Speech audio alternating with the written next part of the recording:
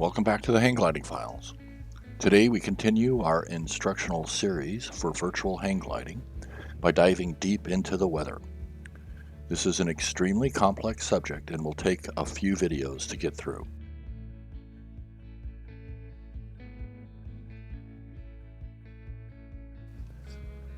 Some information in this series will generally be helpful for simulated hang gliding in any simulator, but it will be mostly specific to Microsoft Flight Simulator 2020. This is insane. Holy cow. Before we get started, I'd like you to reimagine what it is that you think Microsoft Flight Simulator 2020 actually is. It is not a flight simulator. It is a physics simulator set on top of a photoreal, AI-generated photogrammetry, visually rendered 3D world mesh, on which is a simulated wind and weather rendering algorithm. In this world, you view it using a vehicle as your avatar inside the simulation. It just so happens that it flies. What we will be discussing is the weather algorithm and how that works to produce wind, weather, and clouds. How those affect a specific avatar, also known as an aircraft, will be defined as soaring. And we're going to break that down into a series of videos in this weather series. The first video is going to be this one, which is about simulated weather.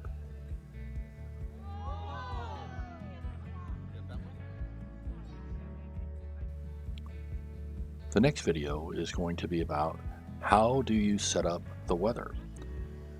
How do you create different kinds of weather configurations and how do you use them?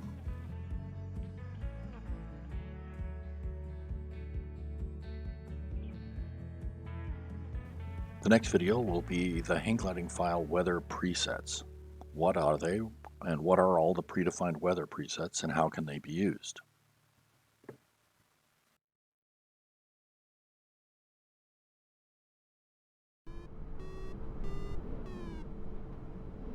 The next video is how to soar in simulated weather. This will go over how to understand whether the weather is soarable and why it is soarable by hemisphere, season, date, time, and geography. We will then have a video about multiplayer weather. This is going to be a discussion on how to set up weather when flying with others. There is more than one way to do this because most group sessions have different specific limitations.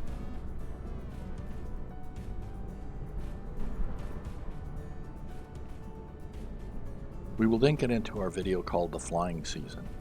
The flying season will be a group of flights about flying in a particular site on a particular day in real weather at the real time. And this will be spread out over the course of an actual flying season through a particular year. Now this limits the group activity to your time zone and the actual season of the year. Flight times in these group flights will typically be in the 1 to 2 hour time frame. And any task flown in this format will need to be only about 50 miles max due to the maximum flying speed of hang gliders.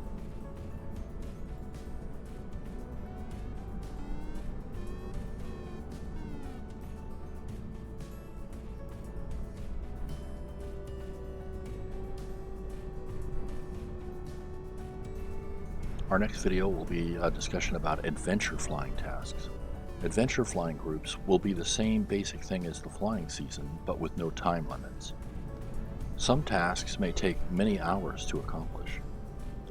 These type of tasks require much more dedication to the flight and as such are not for everyone, but they are great fun.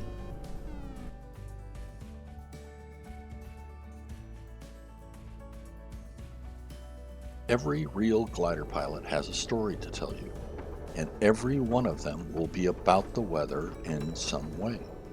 It is important to get the weather right if you want to simulate exciting, remarkable, and memorable flights.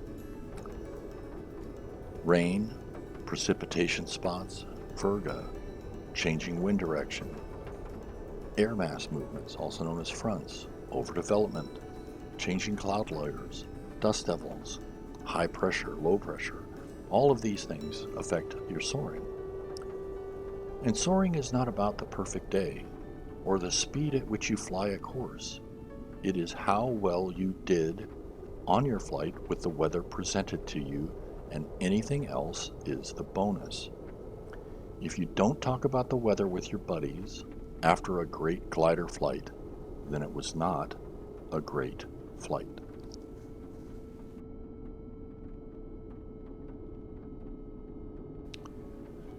As a hang glider pilot and a sailplane pilot of many decades, I have watched the weather a lot, as have all soaring pilots. It is the essence of soaring flight. So we want it to be real and we want it to be correct. But I'm also a software engineer and I understand what it takes to build these things. The weather is very complex and extremely difficult to predict, let alone to replicate. The most powerful supercomputers are used all over the world to try and simulate real weather using code and algorithms for predicting and modeling weather behavior to varying success. And then we have Microsoft Flight Simulator 2020, which is running on your local desktop PC. Keep your expectations in check. No weather model based on PC hardware that is running inside a complex flight simulator will be anything like real, but hopefully at a minimum it won't be superficially flawed. When anyone tells you the weather in the sim is wrong, just smile and nod, because of course it is. So now let's move on. No other simulator, past or present, or PC-based game has better weather, because they are all subjective relative to real weather, and as such the evaluation is defined by the observer. In other words, that's just your opinion, man. But we are not trying to understand climate change or know if it will rain tomorrow. We just want to have as realistic soaring conditions as we can get so that soaring itself is not only possible, but challenging as well. To do this, the weather model needs to do the following. It must have fluid dynamics, which is defining how wind flows over obstructions, in other words, ridge lift. It also needs to understand convection cycles, which is ground heating and releasing and hot air rising. That's thermals. It needs to know something about cloud dynamics. Clouds are the only visual representation of the state of the air mass, so making visual cloud cues correct is important. However, this is only important when the simulated conditions are challenging. Otherwise, clouds are just eye candy. Air texture. The air moves in all but the most stable of conditions, and it should be constantly pushing the glider around. Up, down, side to side. It's rarely stable. It is bubbly with intermittent lift and sink, and interactions with the geography. Hang gliders specifically depend on this texture. We will dive deep into this subject, but it'll take over 3 videos to get it done. As you may have guessed, the weather in this simulator is my personal windmill or white whale. I suspect that I will be poking the bear in this series. We have established 2 points. Weather modeling is complicated, and specific weather features are necessary for challenging soaring flight. Soaring flight itself is easy. It all starts with a set of conditions. Think of it as the information from the local METAR reading or sounding report. This defines the basic parameters of the current air mass over the reporting station for a given area at a specific date and time. This will include descriptions of cloud types, cloud layers, and wind layers.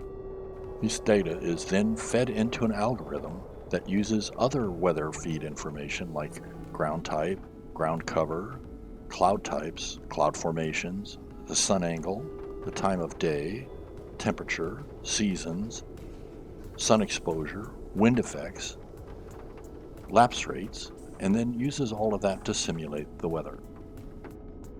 And this is done using those fluid dynamics for wind and ridge lift and convection and heating cycles to simulate thermals. So I'll start with one poke at the bear, and that is that anyone who claims that every cumulus cloud that you see in the simulator should have lift underneath it does not understand cloud life cycles. For the record, they only have lift underneath them when they are in the building phase, and usually only then. When you use a weather preset, the file you set the preconditions in, once it's loaded, the algorithm just uses that as the seed, and then the algorithm cycles from that seed. It will repeat the same cycle repeatedly. Start it again, and you will get identical results each time. Very predictable weather behaviors are the only possible outcome. This is why syncing weather in multiplayer works. You are syncing the start of the algorithm. When you use real weather, the input conditions change over time and distance, and this is very important. After each input condition change, the algorithm cycle works with these new parameters just as though you had just changed the preset. There is also a much richer set of data being used that is simply not defined within a preset, and that in turn creates better representations of weather in the simulator. Think about a hurricane or a tornado or a dust devil. Ever heard of a preset for a hurricane? No. That is because we don't have the language to configure it. Real weather is not predictable because the initial conditions are not and cannot be known in advance, and you have no idea how they will change. You must figure it out as you go. This scenario is automatically synchronized in multiplayer mode as long as all the players have the same date and time. And here is the second poke at that bear. You might hear a lot of people say that real weather in the simulator isn't soarable, and that's patently false because it's the exact same weather algorithm being done whether it's a preset or real weather. It's just that the real weather changes constantly. Well, I think you might have figured it out by now. I look at simulated weather very differently than I think practically everyone else who flies in this simulator. Weather is the true flying challenge in flying aircraft, not just making the aircraft move or navigate. Weather must be dynamic, changing, challenging all the time. If you're not thinking about, nor are you concerned about the weather when you're flying a glider, you're doing it wrong. And your skills in doing that allow you to accomplish any secondary goals, such as being able to get from point A to point B. For everyone else, weather is a scenery enhancement, something to look at. And it also is a way for everyone that you are flying with to see the same scenery that you are, or more importantly, not to cheat. And that concept itself should be the aha moment when you're thinking about all this stuff. If you want to know the best way to evaluate a weather simulation, fly a hang glider in it. Now, is the simulation perfect? Of course not. There are a whole bunch of things that the weather can't do, but it would really be cool if it could. These things include things like thermal strength based on lapse rates, convergence areas, a thermal disconnection and drift, also known as cloud streets, waves, including lenticular clouds, inversions, which are inverted heat layers, simulated large areas of lift or sink, conflicting air masses like cold fronts and warm fronts, cloud suck, where cumulus develop into cumulus, dust devils, overdevelopment, sea breeze effects, adiabatic and katabatic airflows, just to name a few.